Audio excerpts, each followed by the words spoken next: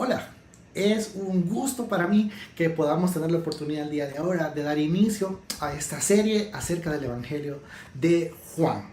Así que si ya estás preparado, ¿qué te parece si nos abrochamos los cinturones y vamos a meternos de lleno para ver qué es lo que tiene este Evangelio que decirnos? ¿Qué es lo que tiene Dios que decirnos a través de este Evangelio, el Evangelio de Juan? Fíjate, no sé si te ha pasado, pero a veces es bien difícil saber realmente quién conoce realmente qué es el Evangelio y sobre todas las cosas, fíjate, quién es Jesús para cada cristiano. Solo por darte un ejemplo, eh, hace algunos años se hizo un estudio y se llevó a cabo en los Estados Unidos. Dentro de estas millones de personas que dicen seguir a Jesús, se les hizo esta pregunta a aquellos que se identifican como cristianos. ¿Quién crees que realmente es Jesús? Y fíjate que solo un 26%, o sea, de 4 personas, solamente una de cada 4 personas respondió que ellos creen que Jesús es el Hijo de Dios que murió por sus pecados. Eh, el resto fueron personas que dieron una opinión diferente y un tanto equivocada siendo cristianos. Muchas de ellas decían que Jesús era un profeta más, así como Mahoma o como Buda. Eh, y dentro de estas otras, fíjate, hubo quienes respondieron que piensan que Jesús fue un hombre, ¿verdad? Un hombre común y corriente sobre el que Dios había derramado una bendición especial. Y esto es preocupante. Y por eso es relevante el Evangelio de Juan, porque fíjate, solamente si llegamos a tener la identidad clara acerca de Jesús, vamos a poder ser capaces nosotros de seguirlo, pero también de enseñárselo a los demás. Y como muestra de esto, yo quiero leerte, si ya tienes ahí Juan capítulo 1, no lo pierdas, yo quiero leerte algo que dice Juan capítulo 20, versículo 30.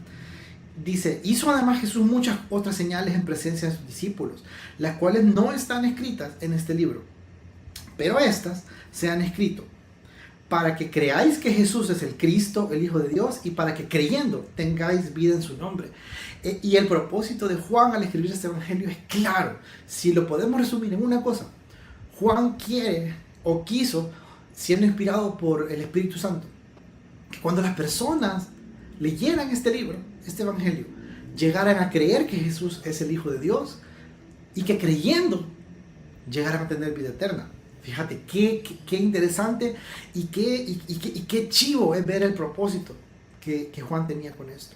Entonces yo quiero proponerte lo siguiente, fíjate. Vamos a ir y vamos a leer Juan capítulo 1 del versículo 1 al 5. Y yo estoy convencido que vamos a aprender esto. Que este mundo, fíjate, este mundo necesita creer en Jesús, de eso no hay duda. Pero necesita creer y entenderlo como realmente Él es. Y Jesús, nuestro Señor Jesús, vas a ver que es un Salvador incomparable, inigualable. Y vamos a descubrir cuál es esa verdadera identidad que Jesús es. Leamos, por favor, Juan capítulo 1, del versículo 1 al 5. Dice así, en el principio era el Verbo, y el Verbo era con Dios, y el Verbo era Dios. Este era en el principio con Dios. Todas las cosas por Él fueron hechas, y sin Él nada de lo que ha sido hecho fue hecho. En Él estaba la vida, y la vida era la luz de los hombres. La luz en las tinieblas resplandece, y las tinieblas no prevalecieron contra ella. Oremos. Señor, Dios Santo, gracias por esta oportunidad que nos das de estudiar tu palabra. Quiero pedirte, Señor, 2 cosas. Lo primero, Señor, haz nuestro corazón un corazón sensible para escuchar lo que tu palabra tiene que decirnos, Señor. Que este mensaje no sean solo palabras más, sino que puedan ir a nuestro corazón y transformarnos y hacernos ver cuál es la verdadera identidad de tu Hijo Jesús. Y segundo, Señor, por favor, quita el estorbo que yo puedo ser, Señor, para exponer tu palabra. Por favor, que no sea nada más que tu palabra. Señor, alúmbranos y danos este entendimiento cuando apliquemos también lo que tu palabra quiere decirnos para nuestra vida, Señor. En el nombre de Jesús. Amén. Y bueno, mira, si ya leíste esta introducción y este de hecho es un prólogo que Juan escribe antes de comenzar a relatar todo lo que Jesús hizo y todas las obras y los milagros que Él hizo. Juan comienza con una declaración, no sé, esto creo que nos hubiera volado la mente si lo estuviéramos leyendo en aquellos tiempos, y creo que aún el día de ahora, yo quiero proponerte que esto primero que vamos a aprender, es probable que nos cueste digerirlo, que nos cueste asimilarlo, pero teniendo en cuenta que la Biblia es la palabra de Dios, necesitamos entenderlo y creerlo. Lo primero que Juan nos va a decir aquí es que Jesús es un Salvador. Jesús es un Salvador, es este ser que es completamente eterno y divino. Fíjate, Jesús es eterno y es divino. ¿Qué quieren decir estas dos cosas? Leamos el versículo 1. En el principio era el Verbo, y el Verbo era con Dios. Fíjate, solo con estas dos frases, Juan nos está dando una declaración importantísima. Nos está diciendo que Jesús siempre ha existido desde antes de la eternidad y que siempre ha tenido una relación estrecha con Dios Padre. Fíjate, yo no sé si notas algo interesante aquí, y es que cuando Juan comienza a escribir en el principio, usa exactamente esas mismas palabras que podemos encontrar en Génesis 1.1. Si vos fuiste a la escuela dominical, bien probablemente te acordarás. Génesis 1.1 dice: en el principio creó Dios los cielos y la tierra. Y entonces Juan aquí está poniendo casi una forma de poner las dos cosas encima de otra, y diciendo: en el principio, en ese momento que Dios estaba creando todo, era el Verbo. Y cuando Juan dice era el Verbo, es una manera de decir: en el principio ya existía, Jesús ya existía. Y al decir esto, las implicaciones son enormes. Porque usa la palabra verbo, fíjate. A lo largo de estos pasajes vas a ver que Juan ocupa el término verbo, que simplemente quiere decir la palabra o la expresión de las palabras de Dios. Y entonces Juan lo ocupa para que podamos entender, quizás nosotros ahora, esto, que Jesús es la palabra de Dios encarnada, que Jesús es este verbo, esta palabra que cuando Dios habla se dan las cosas. Y para los judíos que lo habrán entendido en este momento, era importantísimo, porque estaba diciendo Juan: miren, este verbo, esta palabra de Dios se encarnó en Jesús, pero era eterno, nunca tuvo un principio. Cuando analizamos esto, no solamente vemos que Jesús siempre ha existido, fíjate, eso es lo que quiere decir la preexistencia de Jesús, que Él es eterno, es decir, nunca tuvo un principio y nunca va a tener un final. Jesús siempre ha existido. Eso lo separa de todas las cosas que han sido creadas. Nadie creó a Jesús, Él siempre ha existido. Pero lo segundo que Juan dice también es interesante, porque dice: y el Verbo era con Dios. ¿Qué vemos aquí?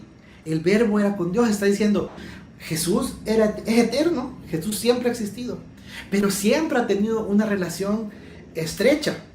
Y cuando dice era con Dios, está dando una idea de una relación de alguien que se sienta y se acerca de manera cercana, así como un padre con un hijo. Y dice, y el Verbo era con Dios. No está diciendo que Jesús comenzó a tener una relación con Dios Padre. No, dice: en el principio ya tenía Jesús esta relación estrecha con Dios Padre. Fíjate, en Juan 17.5, está un poquito más adelante si lo querés buscar, pero dice, Juan 17.5: ahora pues, Padre, es Jesús orando, y dice: glorifícame tú al lado tuyo con aquella gloria que tuve contigo antes de que el mundo fuese. Y Jesús está dando esta evidencia diciendo: en la eternidad yo ya tenía esta gloria con el Padre. Imagínate, quiero que veas esto: Jesús en la eternidad ya estaba siendo adorado por ángeles, compartiendo esta gloria con Dios Padre, mucho antes de que creara este mundo. Entonces Jesús es eterno, es preexistente. Pero lo tercero, si esto todavía no te ha terminado de sorprender, lo tercero que dice el versículo 1, creo que nos va a dejar a todos con la boca abierta. Dice: y el Verbo era Dios. Y seguramente esto es lo que hace la fe cristiana, la fe bíblica, lo que la palabra de Dios declara. totalmente, totalmente separada de todas las religiones del mundo, de todas esas creencias que podamos juntar, por muy, muy, muy bonitas que parezcan o sean, aparentemente. La palabra de Dios nos enseña que Jesús, nuestro Salvador, es Dios. Eso dice el final del versículo 1, el verbo era Dios. Fíjate, hay muchas corrientes de pensamiento que dicen que Jesús fue creado o que es un ser con casi la misma divinidad que Dios Padre. Pero lo que vemos aquí es totalmente lo contrario. Lo que vemos es que Jesús es Dios. Si eso no es suficiente, fíjate, las profecías que se dieron acerca de Jesús validaban y anticipaban esto. En Isaías 9:6, fíjate, probablemente lo hemos escuchado o lo hemos leído cuando es Navidad y vamos a las iglesias y hablan acerca de Jesús, cómo iba a nacer, pero dice Isaías 9:6, porque un niño nos es nacido, hijo nos es dado, y el principado sobre su hombro. Y aquí viene lo interesante, los nombres que se le van a dar a Jesús. Dice, se llamará su nombre admirable, consejero, pero también Dios fuerte, Padre eterno, príncipe de paz. Estas tres cosas, Dios fuerte, Padre eterno, príncipe de paz, se está diciendo a Jesús, su nombre va a ser Dios fuerte, Padre eterno. Y entonces antes de la venida de Jesús a este mundo, Isaías ya lo estaba anticipando. ¿Sabes qué más? Jesús mismo entendía y dio evidencias de su divinidad, de ser divino. Dice Juan 8:58 y 59. Cuando Jesús estaba confrontando el pensar de los fariseos, luego de que Jesús mismo hubiera declarado que Él ya existía, dice Juan 8:58. Jesús le dijo, de cierto os digo, antes que Abraham fuese, yo soy. Y esta declaración yo soy, Jesús está diciendo, antes que Abraham fuera, yo siempre había existido. Esta cualidad o esta esencia de que Jesús en sí mismo tiene vida, es existente, solamente Dios se lo había revelado a Moisés de esta manera también, como el yo soy. Y los judíos lo entendieron, fíjate, tanto así que lo tomaron como una blasfemia y tomaron piedras para arrojárselas. Dice Juan 8:59, tomaron entonces piedras para arrojárselas, pero Jesús se escondió y salió del templo y atravesando por en medio de ellos se fue. Y además Pablo, fíjate, en sus cartas nos escribe acerca de la obra de Jesús cuando baja a este mundo y dice, Filipenses 2:6, el cual siendo en forma de Dios, no estimó el ser igual a Dios como cosa a que aferrarse. Yo no sé vos, pero si lo estás viendo, es Jesús, el verbo, la palabra de Dios, compartiendo la eternidad con Dios Padre, gloria, siendo adorado por los ángeles, bajó a este mundo, y eso es lo que nos está diciendo Pablo. Entonces no hay duda, Jesús es Dios, Jesús es Dios. Y el versículo 2, no sé si te ha pasado cuando el profesor en la clase quiere resumir algo y dice, bueno, entonces de todo lo que hemos estado hablando, después de que les contara acerca de cómo se me quedó el carro, pero también las ecuaciones que les acabo de enseñar y desarrollar, quiero que se les quede lo siguiente. Y viene y resume. Juan, en una forma similar, quizás hace lo mismo, y dice en el versículo 2, este era en el principio con Dios. Lo resume diciendo, este verbo que ya existía, que es Dios, en el principio era con Dios, tenía una comunión estrecha con Dios Padre. Y qué chivo, qué increíble tener un Salvador así. Yo no sé si ya lo has pensado, pero esto hace a Jesús totalmente diferente. Y es probable que ya lo haya visto o es la primera vez que lo estás entendiendo. Si es la primera vez que lo estás viendo en la palabra de Dios, yo quisiera preguntarte y que me dejes en los comentarios ¿cómo cambia tu forma de pensar y creer acerca de Jesús? Lo que acabamos de aprender, el hecho de que Jesús es plenamente Dios. Y quizás lo segundo, si vos ya lo considerabas así, si alguna vez ya habías tenido la oportunidad de aprender esta verdad bíblica, es cómo esto, el hecho de que Jesús es Dios, debe hacerme a mí reaccionar ante Él como su discípulo, como su hijo. ¿Qué estoy haciendo hoy cada vez que Jesús me pide algo?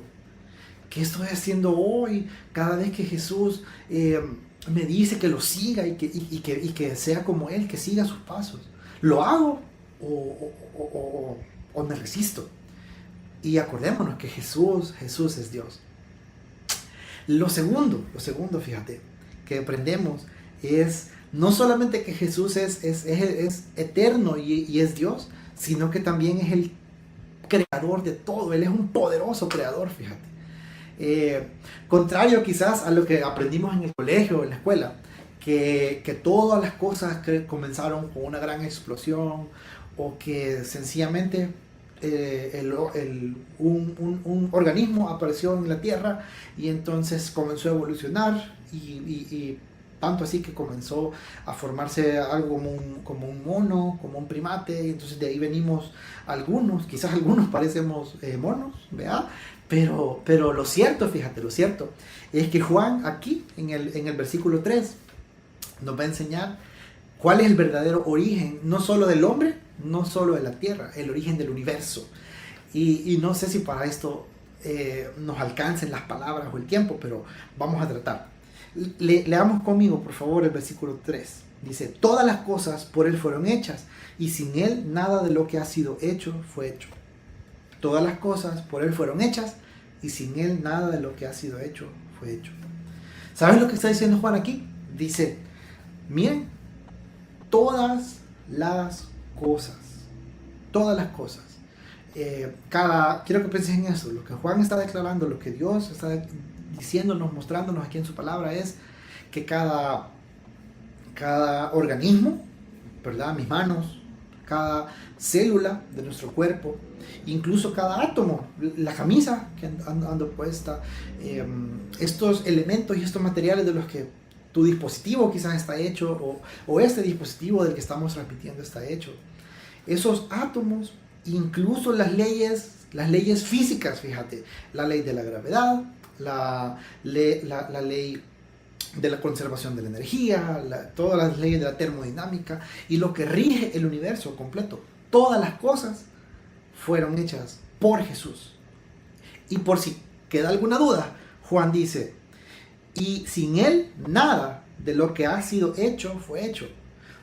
Probablemente cosas que para nosotros ya hayan desaparecido o cosas que no podamos ver.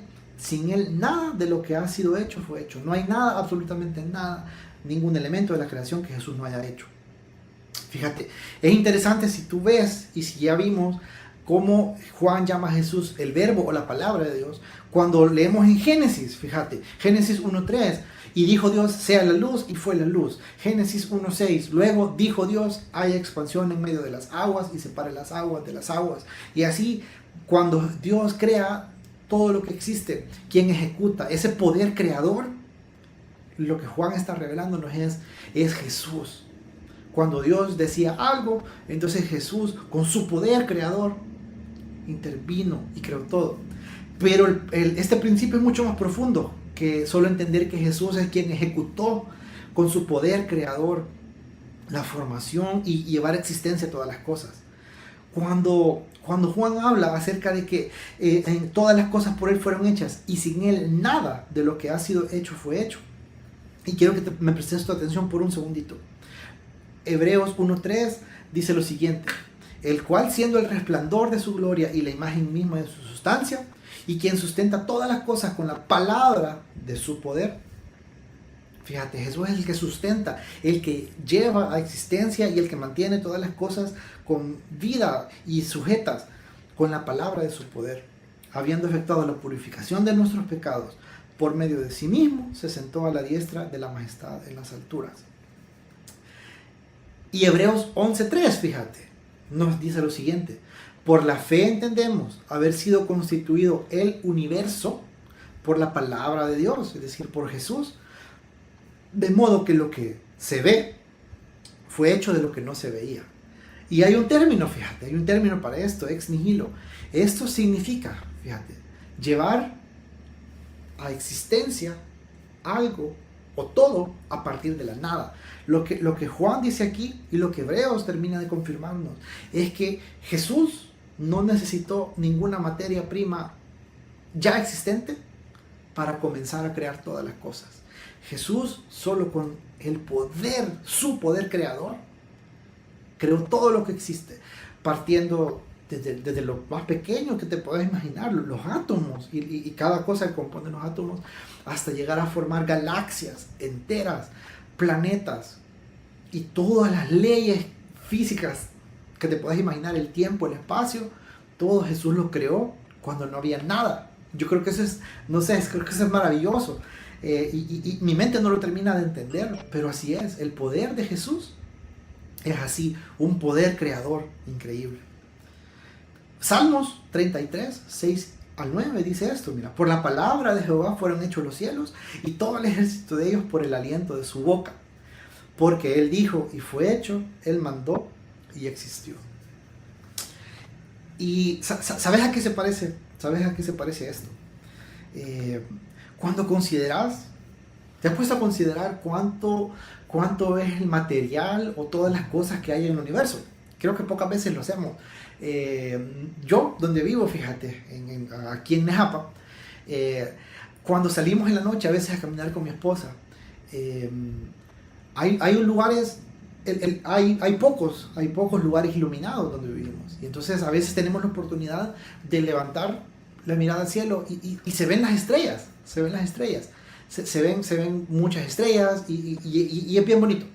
Pero si alguna vez tú también te has puesto a ver el firmamento, sabes que cada estrella está a miles de millones de años luz y existen, fíjate, tantas galaxias conformadas por muchísimas estrellas y planetas y todo esto en el universo entero.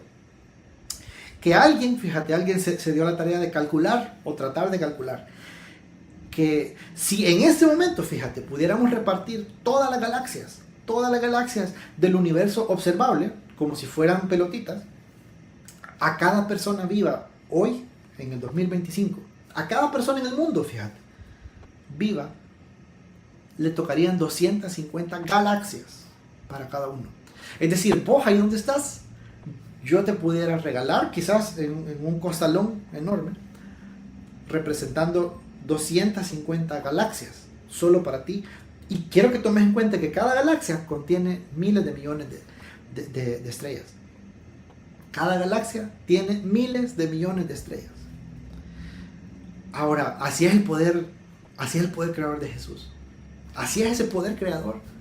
Porque todo este total de cosas que estamos hablando, cuántas galaxias existen en el universo, y aún así nos tocaran 250 a cada persona en el planeta, fue creado por Él. Eso es increíble, pero es lo que la Biblia me enseña. Ninguna cosa fue creada sin Jesús. Y esto, fíjate, las implicaciones son grandes. Él es el dueño de todo. Si Jesús lo creó, Él es el dueño de todo. Él puede poner las reglas.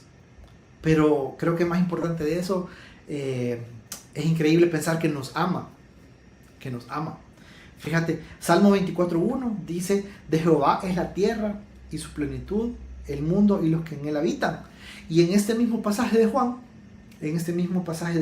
más adelante en el capítulo 3, versículo 19, dice, porque de tal manera amó Dios al mundo. De tal manera Dios amó al mundo. Dios nos ama, siendo quizás una pequeña partícula dentro de todo el universo. Dios nos ama.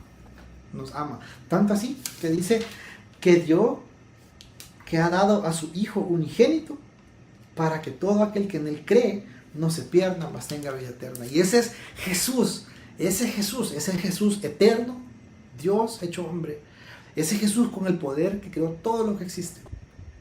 Dios nos amó tanto que lo dio en la cruz para que muriera por ti y por mí. Y ya vamos a llegar a eso. Pero fíjate, con todo esto, a mí lo que me hace pensar es lo siguiente. ¿Qué situación probablemente estés pasando que parezca que no tiene salida? Quizás has pasado una pérdida irreparable y sientes que el dolor nunca se va a ir, o probablemente estás luchando con que tu familia no se desintegre, no sé, cualquier cosa. Pero Jesús tiene ese poder creador que para Él no es nada. Sin embargo, lo más importante de esto es que más que tus problemas, Jesús con ese poder creador te amó tanto que dio su vida por ti para salvarnos de nuestros pecados, fíjate. Para mí eso es increíble. ¿Y cuál debería ser entonces mi respuesta si yo ya soy un cristiano y si yo estoy estudiando y leyendo esta palabra? ¿Cuál debería ser mi respuesta a ese Jesús creador, fíjate?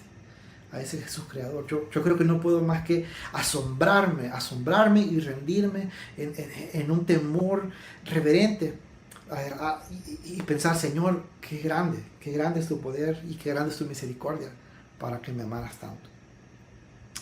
Y por último, fíjate, los versículos 4 y 5 nos enseñan que además de que Jesús es preexistente y además de que Jesús es un poderoso creador, también Jesús es el portador de salvación. Versículos 4 y 5 dice, en Él estaba la vida y la vida era la luz de los hombres. La luz en las tinieblas resplandece y las tinieblas no prevalecieron contra ella. ¿Sabes que la vida es un regalo que Dios le da a todos por igual? La vida física. Pero esa vida física tiene un final. Y cuando Juan está hablando aquí de la vida, usa la palabra, una palabra griega, zoe, que quiere decir más que la vida física, la vida espiritual o ese aliento eterno. Entonces, Juan está diciendo, Jesús creó todo lo que existe.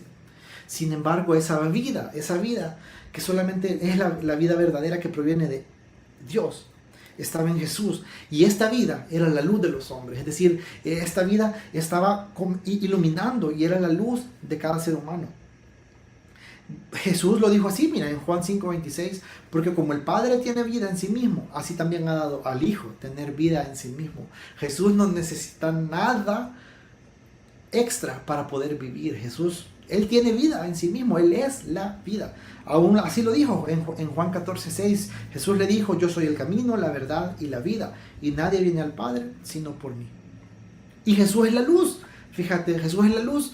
Otra vez Jesús les habló diciendo, yo soy la luz del mundo, el que me sigue no andará en tinieblas, sino que tendrá la luz de la vida. Juan 8:12. Sin embargo, la luz es un atributo que también le pertenece a Dios. Dios es luz, su cualidad, Dios es luz. Primera de Juan 1:5 dice, este es el mensaje que hemos oído de Él y os anunciamos. Dios es luz y no hay ninguna tinieblas en Él. Entonces mira, Jesús tiene esta vida y esta vida eterna está en Él. Pero también Jesús hizo algo, Él conquistó las tinieblas, Él venció la muerte para que tengamos esa vida eterna. Es lo que dice, la luz en las tinieblas resplandece, versículo 5, y las tinieblas no prevalecieron contra ella.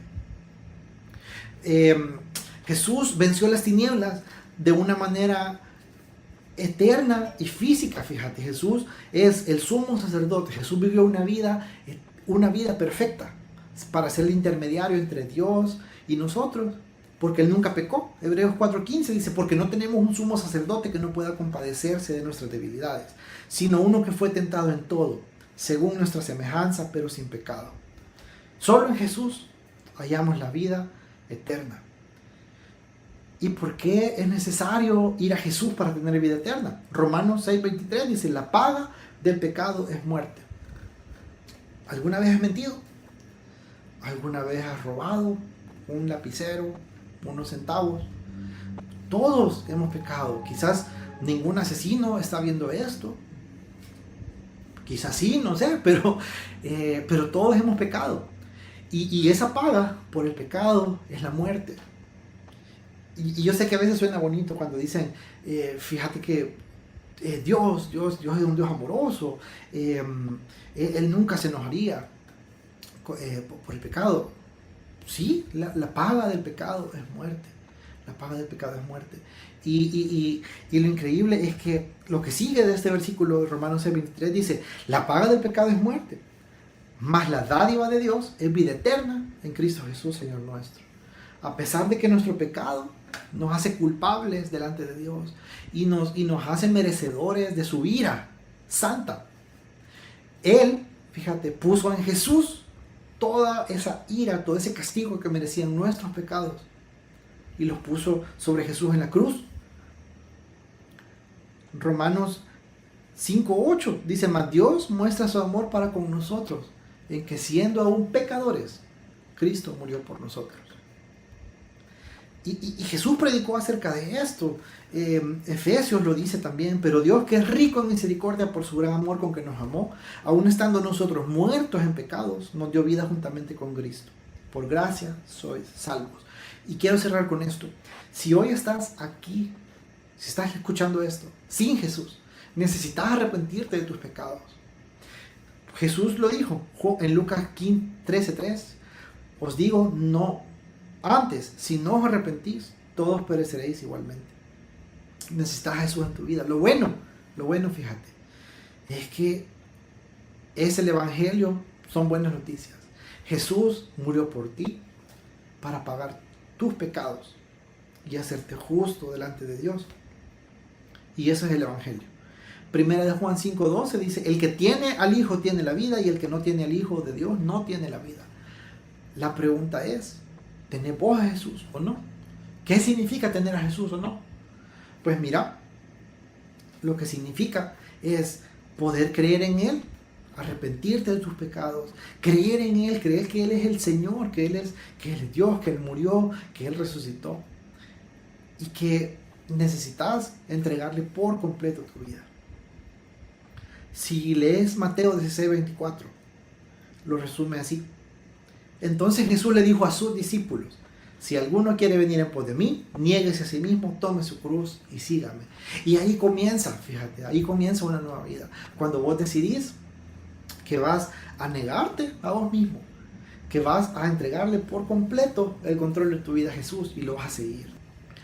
Así que, ¿qué te parece si oramos? ¿Qué te parece si oramos? Señor, gracias por tu palabra, gracias por mostrarnos, Señor, lo increíble es que tú eres como un ser existente, Señor. Así que, ¿qué te parece si oramos? ¿Qué te parece si oramos? Señor, gracias por mostrarnos esta increíble verdad, Señor, de que tú eres eterno, que eres Dios. Gracias por mostrarnos que Jesús es el poderoso creador, Señor. Y gracias por mostrarnos también que Él es el único portador de la salvación. Señor, yo quiero pedirte que como discípulo tuyo, Señor, me permitas vivir siempre recordando esta poderosa verdad, Señor. Que cuando tú me digas algo, Señor, en tu palabra, yo pueda obedecerlo, Señor, porque al final de cuentas, tú eres dueño de todo. Tú eres dueño de mi ser por completo. Señor, que cuando vengan situaciones difíciles o pruebas, pueda encontrar fortaleza y esperanza, y en que para ti no hay nada, Señor, no hay nada difícil. Pues tu poder creador es enorme, Señor. Y Señor, si hay alguien que nos esté escuchando, que se ha dado cuenta que necesita arrepentirse de sus pecados y creer en ti, Señor, como su Salvador, yo te pido que lo salve, Señor. Ayúdale a dar estos pasos para caminar como un discípulo tuyo, Señor, a comenzar a estudiar tu palabra y no vivir una religión vacía, sino una religión viva, una relación personal con el Dios creador del universo. Señor, por favor, síguenos hablando y permítanos, Señor, la próxima semana poder conectar y comenzar lo siguiente, Señor, de esta serie del Evangelio, Señor, de Juan. En el nombre de Jesús, amén. Y mira, qué gusto para mí que nos hayas acompañado. Si tú nos escuchas por primera vez, yo quiero decirte que nos gustaría un montón que en los comentarios nos cuentes acerca de dónde nos escuchas, qué te parece, qué fue lo que más te pareció increíble acerca de este mensaje. Pero más importante que eso, si tú estás escuchándonos y te has dado cuenta que necesitas a Jesús, yo quiero decirte que nos encantaría acompañarte, nos encantaría ayudarte a comenzar a estudiar la Biblia, a comenzar a ver qué es ser un discípulo de Jesús. Entonces, mira, nos encantaría reunirnos contigo de forma presencial. Entre semana nosotros nos vamos a comenzar a reunir para estudiar la palabra de Dios. De hecho, ya está pasando en algunos lugares aquí en la zona de Paseo del Prado, y nos encantaría también conocerte si tú vives por aquí en la zona de Ciudad Marsella, Ciudad de Versalles, en Nejapa. Sea como sea, si tú quieres comenzar un proceso para estudiar la Biblia y ver qué es lo que significa realmente, cómo se vive ser un discípulo de Jesús, nos encantaría saber de ti. Escribimos en los comentarios, puedes escribirnos un mensaje directo, y pues hasta entonces, que el Señor te bendiga y nos vemos en la siguiente oportunidad. Adiós.